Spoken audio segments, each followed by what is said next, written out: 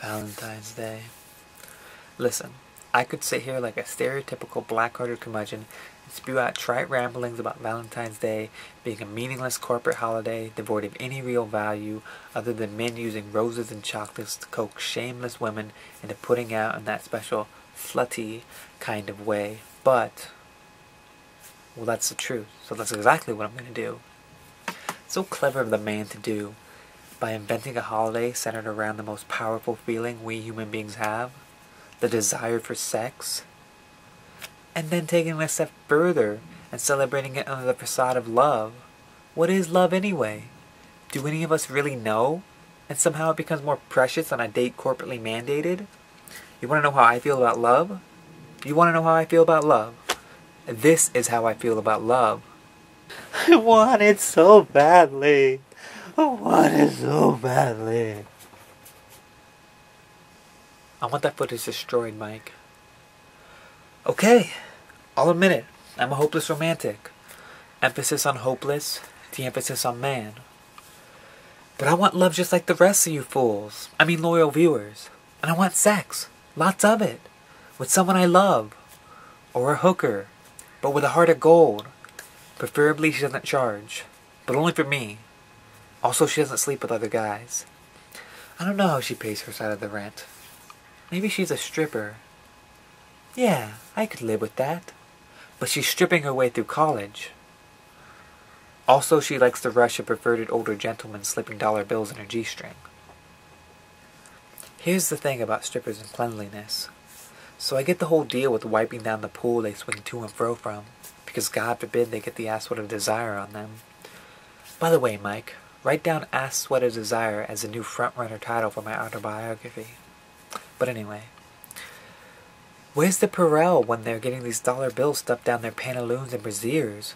And especially when they're grabbing the dollar bills out of the guy's undone zipper with their mouths. I mean, this money's transferred all over society and touched by God knows how many hands. Or other parts. And even me. The money I have in my wallet could have at one point been the same dollar bill that Desire picked up off the stage with her sweaty booty cheeks. Which is why I always make sure to lick my money as soon as I get it.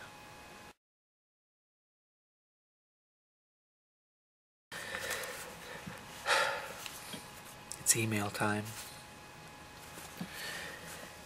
Dear Quentin, both me and my girlfriend were virgins and saving ourselves for a very special occasion, and she decided a couple of weeks ago that this Valentine's Day would be the day that we finally express our love by ravaging each other's bodies beneath the sheets through sexual intercourse. Very sweet. Well, I wanted it to be extra special for her, so I spent the last few weeks practicing sex with various women. You know, prostitutes, slutty girls around school, a few chicks at church, a third or fourth cousin, girls of that nature. It's kind of like that episode of Brotherly Love, where Matthew was going to have sex with his previously promiscuous girlfriend for the first time. But then this other chick likes him, so he decides to have sex with her, thinking his girlfriend would be happier because he'd be better at sex for her. It's almost like I stole that plot from that episode and am using it for my own good here. But I couldn't have, because this is a real-life email, and I know that referencing how this seems fake, but pretending it's not, is really cliched. For example, in movies where they say, "It's like this is a movie," but this isn't a movie.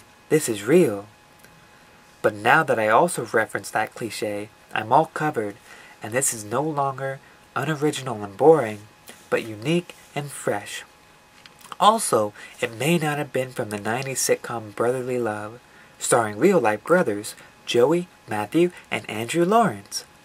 So if it was from some other show, so don't send me, the emailer, complaints about how wrong and stupid I am. Instead, send those emails to Quentin, the wrong and stupid email reader. Anyway, aren't I a great boyfriend? Now I can wow my still virgin girlfriend with my sexual prowess. Whoa. Very wrong move, emailer. You only get one first time having sex. Unless you do that whole religion thing where you become a born-again virgin, then you get a couple more first times having sex. I'm not really sure what the limit is on how many times the church allows you to be reborn. I think 12. But most of us only get one first time. And many of my peers say they regret their first time, which is why I'm waiting for a special moment. Also, women find me off-putting. I think both physically and emotionally. I'm not sure which one more. They never fill out the survey.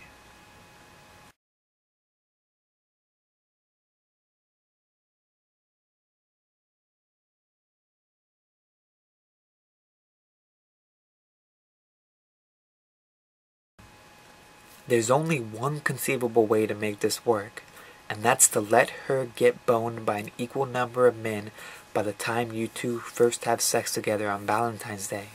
I know it's coming up quickly, but for the love of God, literally, if you want to make this relationship work, she must get boned. I don't care how, but it must be done by Valentine's Day. Go 2, 3, or 7 at a time if that's what it takes.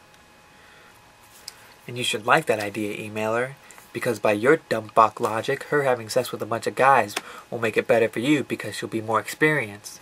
And don't give me that stupid bullshit thing of, well, I don't really care about the pleasure for me, I just want it to be great for her and I'll be happy. Guess the fuck what? If you really don't care so much about the physical pleasure as you do about just having an intimate connection with someone you love, then she probably feels that way too. Yeah, just keep telling yourself that, Quentin. Meanwhile, you're working your ass off 4 1/4 inches deep in her and she's thinking about Ryan Reynolds. Who the fuck is the she in this scenario? I don't even have a she and I'm getting all worked up. This is why I hate this day so much. No, not Valentine's Day. Tuesdays. Alright, next email. Dear Quentin, stop fucking talking about sex so much, you goddamn pervert. Sincerely, the few viewers of this show. Well, they say write what you know, and I know this isn't writing, I'm talking, but I wrote this all beforehand, which makes the shoddiness of it even more impressive. But they say write what you know, and in true self-sabotage fashion, I write about the one thing I know absolutely nothing about. Also, fuck off. I'll talk about whatever I want. Oh my god, I'm so sorry. Please forgive me. I wasn't in an emotionally ironic place. I need you so much. You're the only thing that validates me, and that's more true than I care to admit. Please, viewers, please be my Valentines. Please won't you be my neighbor? I mean Valentine.